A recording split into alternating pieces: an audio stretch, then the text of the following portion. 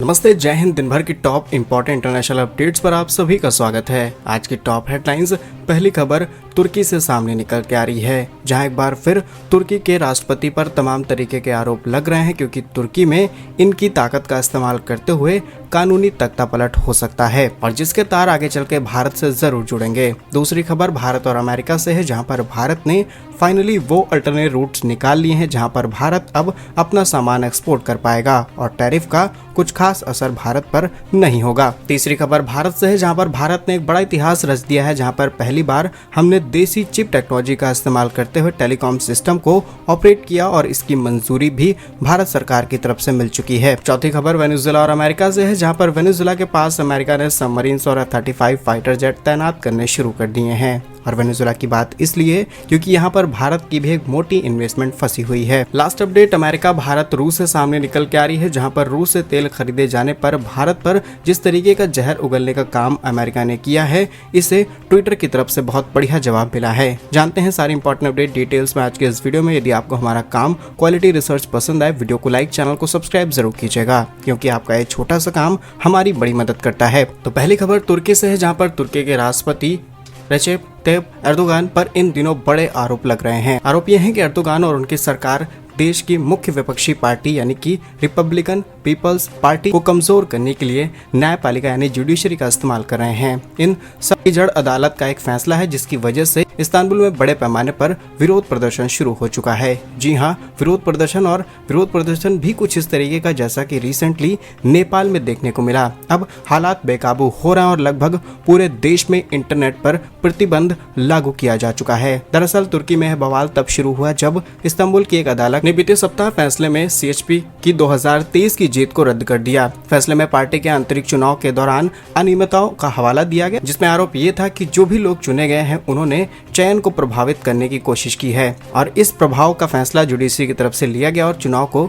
रद्द किया गया, या फिर कहें इनकी जीत को रद्द किया गया, जिसके बाद ये पूरी तरीके से नई आग पकड़ चुका है और अब तुर्की के अंदर जल्द एक बड़ा बवाल होना तय है। हो सकता है तुर्की के अंदर जिस स्तर पर बवाल है, तख्तापलट हो सकता है और जो राष्ट्रपति यानी कि एर्दोगान, जो कि भारत के खिलाफ पूरी तरीके से खड़े रहते हैं, पाक जैसे देशों का खुलकर के समर्थन करते हैं, वो शायद आगे चल के देखने को ना मिले। फिलहाल तो इतने ही इंपॉर्टेंट अपडेट तुर्की से सामने निकल के आ रहे हैं। आगे जो भी डेवलपमेंट्स होगी हम अपने नेक्स्ट वीडियो में कवर जरूर करेंगे। दूसरी अपडेट भारत और अमेरिका से है, जहां पर अमेरिका की तरफ से जैसे ही भारत पर 50% टैरिफ लागू हुआ, भारत ने अन्य देशों को रीच आउट करना शुरू किया ताकि हम अपने एक्सपोर्ट्स बढ़ा पाएं और भारत इसमें काफी हद तक सक्सेसफुल हो चुका है, जिसमें से सिंगापुर और UAE जैसे देशों के साथ भारत की एक हाई लेवल बातचीत शुरू हुई है। सिंगापुर भारत के समुद्री उत्पाद, मछली, अंडे जैसे आइटम को खरीदने में काफी ज्यादा दिलचस्पी दिखा रहा है और UAE भारत से टेक्सटाइल खरीदना चाहता है।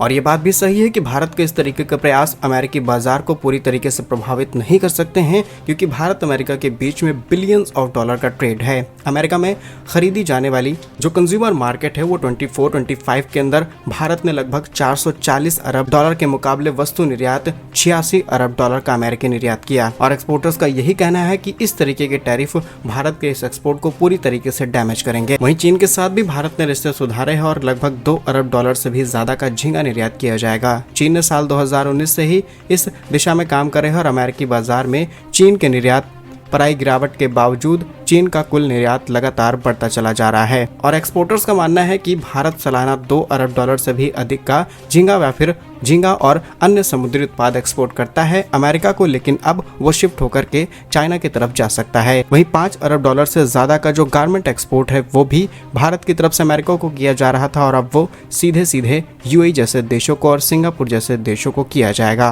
पोल्ट्री आइटम भी इसमें शामिल किए जा सकते हैं। वहीं आप देख पा रहे होंगे कि भारत और यूरोप के बीच ऑलरेडी फ्री ट्रेड एग्रीमेंट की बातचीत चल रही है। यूरोपियन यूनियन की तरफ से एक पूरा का पूरा दल भारत आएगा, पूरा गहन अध्ययन किया जाएगा किन सेक्टर्स को FTA में शामिल किया जाना है, किन को नहीं, किससे भारत को नुकसान है, किससे यूरोप को नुकसान है, उन सेक्टर पर FTA लागू नहीं होगा और कुछ परसेंटेज जो कि टैरिफ का है भारत और यूरोप के बीच में लंबे समय से चला रहा है उसे भी रिड्यूस किया जाएगा, so that we maintain the balance और अब जाकर के ये फ्री ट्रेड डील फाइनल हो सकती है 2025 के खत्म होने से पहले। जानकारी के लिए आपको ये भी बता दें कि साल 2021 से ये डील फंसी हुई है और जब यूरोपीय देश बुरी तरीके से फंस गए तब उन्होंने भारत के साथ इसकी बातचीत बढ़ाई है।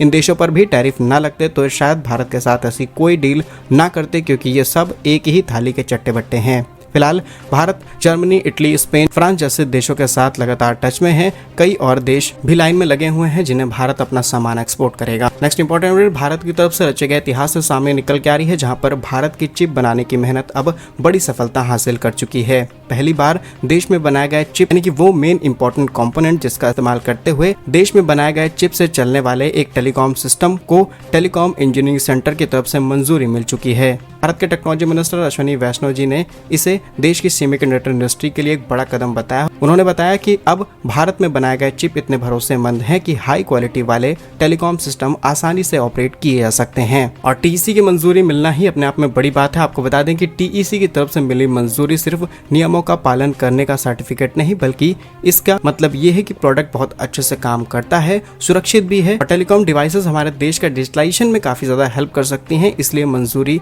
का बड़ा मतलब है और आने वाले समय में भारत की ये चिप इंडस्ट्री भी बड़े स्केल पर ग्रो होगी और भारत अगर इसमें बल्क प्रोडक्शन करता है, मास लेवल अपनी इस इंडस्ट्री को आगे बढ़ाता है, तो आप जानते होंगे कि भारत कम प्राइस पर क्वालिटी वाली चीजें बनाता है और बहुत सारे ऐसे कंट्रीज हैं जो आज भी इस इंडस्ट्री में स्केल अप नहीं कर पाए हैं, तो भारत उस मार्केट को काउंटर कर सकता है। लेकिन ये सालों की दूरी है, भारत इसे कैसे कितनी जल्दी कम कर सकता है ये आने वाले समय में पता चलेगा। फिलहाल भारत ने जिस चिप को तैयार किया है वो 28 nm और 65 nm टेक्नोलॉजी पर बेस्ड है, जो कि टेलीकॉम, गाड़ियां, फैक्ट्री के काम आसानी से आ सकती है। Next important update south American country Venezuela और अमेरिका से सामने निकल के आ रही है, जहां पर अमेरिका ने अपने एडवांस सबमरीन और F-35 जेट इस देश के पास तैनात करने शुरू कर दिए हैं। अमेरिका अचानक से इस देश के पास सेना आखिर क्यों बढ़ा रहा है, इसके पीछे वजह जान लेते हैं। असल में आज वेनेजुएला एक ऐसा देश है जिसके पास सबसे ज्यादा तेल है। जी हाँ, इसी देश के पास सबसे ज्यादा तेल है। हम किसी भी खाड़ी देश की या फिर अमेरिका, रूस की बात नहीं कर रहे। बस प्रोडक्शन के मामले में ये देश आगे नहीं है क्योंकि कंज्यूम ही बहुत ज्यादा नहीं हो पाता, इसीलिए देश बहुत ही लिमिटेड ऑयल प्रोड्यूस करता है। लेकिन समय के साथ इनका मार्केट खुल रहा है, ये चीन के साथ व्यापार कर रहे हैं और चीन झमाझम इनसे तेल खरीदने की तैयारी में है। और ये बात ट्रंप को पसंद नहीं आ रही क्योंकि ट्रंप आज तेल कंपनियों के एक तरीके से कठपुतली बन चुके हैं और अमेरिका खुद अपना तेल मार्केट में उतारना चाहता है। ऑलरेडी भारत जैसे देशों ने अमेरिका से ज्यादा तेल खरीदना शुरू कर दिया है। ऐसे में वेनेजुएला को धमकाना, वहाँ की सरकार, वहाँ के जो अभी मुखिया हैं उनको धमकाने की कोशिश, क्योंकि वो ट्रंप के मुताबिक काम नहीं कर रहे हैं और उनकी रूस, चीन जैसे देशों के साथ दोस्ती बढ़ती चली जा रही है। अब आपने देखा होगा कि भारत ने रूस के साथ दोस्ती क्या की, भारत को कितना बड़ा नुकसान झेलना पड़ा और सेम यही वेनेजुएला के साथ भी हो रहा है। तो अमेरिका अपनी सैन्य ताकत का इस्तेमाल करते हुए इन्हें डराने धमकाने की कोशिश जरूर करेगा। और हम भारत में बैठ करके इस देश की बात इसलिए कर रहे हैं क्योंकि पहली चीज, हम अपनी तेल जरूरतों का 85% हिस्सा खरीद के पूरा करते हैं। मार्केट में किसी भी देश की सप्लाई बंद होती है तो प्राइस बढ़ जाएंगे। और दूसरी बात कि भारत की ONGC जैसे बड़े प्लेयर्स ने करीब $2.5 अरब की इन्वेस्टमेंट यहाँ पर करके रखी है और कंपनी के लगभग $500 मिलियन के एसेट्स यहाँ पर पूरी तरीके से फंसे हुए हैं। बाकी आप खुद समझदार हैं। नेक्स्ट इंपॉर्टेंट अपडेट भारत, रूस, अमेरिका से सामने निकल के आ रही है, जहां पर अमेरिकी राष्ट्रपति ट्रंप के जो करीबी व्हाइट हाउस के ट्रेड एडवाइजर पीटर नवारो हैं, उन्होंने भारत पर तमाम तरीके की बयानबाजी की है, भारत पर जहर उगला है, कहा कि भारत रूस से तेल नहीं बल्कि कई लोगों की जान का खून खरीद रहा है, ये तमाम तरीके की बातें। और जब पता चलता है कि वही डीजल भारत की तरफ से एक्सपोर्ट किया गया यूक्रेन को, तब इन देशों की कोई आवाज सामने नहीं आती। और जब इसी बात का जवाब किसी आज के समय एक्स है उससे पूछा, तब उन्हें पता चलता है और उनके ही जवाब को उनकी ही भाषा में स्टेटमेंट दिया गया, उनके ही देश की कंपनी की तरफ से। और एलन मस्क वो व्यक्ति हैं जिन्होंने ट्रंप को जिताने में काफी ज्यादा मदद की थी। तो क्या कुछ कहना है आपका इस पर, हमें कमेंट्स में जरूर बताइए। भारत कैसे ही वीडियोस पाने के लिए वीडियो को लाइक, चैनल को सब्सक्राइब जरूर कीजिए। वंदे मातरम।